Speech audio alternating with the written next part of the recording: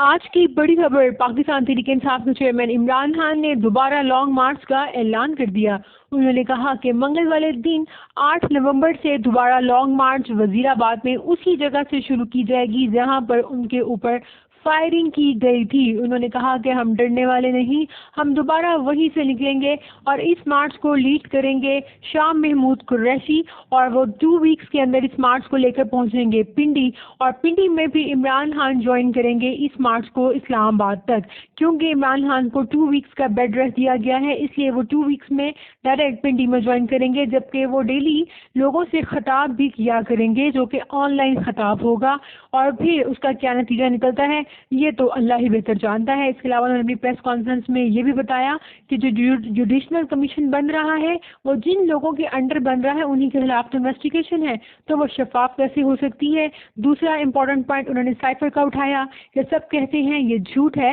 لیکن اگر جھوٹ ہے تو اس کی تفتیش کیوں نہیں کرتے، انکوائری کیوں نہیں کی جاتی۔ تیسرا انہوں نے کہا کہ میرے خلاف جو کہ ایکس پرائم منسٹر ہے ابھی تک FIR ہی نہیں کاٹی گئی، کیونکہ وہ کہتے ہیں کہ ہم FIR کاٹ تو لیں شہباز شریف کے خلاف، انٹیریئر منسٹر رانا ثناء اللہ کے خلاف، لیکن ہم فوج پہ ہاتھ نہیں ڈال سکتے۔ انہوں نے کہا ہماری حکومت، ہمارا وزیر اعلیٰ، ہماری پولیس، لیکن اتنی بے بسی پاکستان کے علاوہ کسی ملک میں ایسا نہیں ہوتا۔ پاکستان کو لوگ بنانا ریپبلک کہتے ہیں جہاں پہ انصاف ہے ہی نہیں۔ چوتھا اہم پوائنٹ انہوں نے اٹھایا اعظم سواتی کا کہ اعظم سواتی کو جسٹس چاہیے۔ وہ کہتے ہیں کہ وہ سپریم کورٹ کے باہر دھرنا دیں گے PTI کے باقی تمام سینیٹرز کے ساتھ مل کر، اور جب تک ان کو انصاف نہیں مل جاتا کہ وہ ویڈیو کہاں سے بنی، کس نے بنائی اور کیسے لیک کی گئی، تب تک وہ خاموش نہیں بیٹھیں گے۔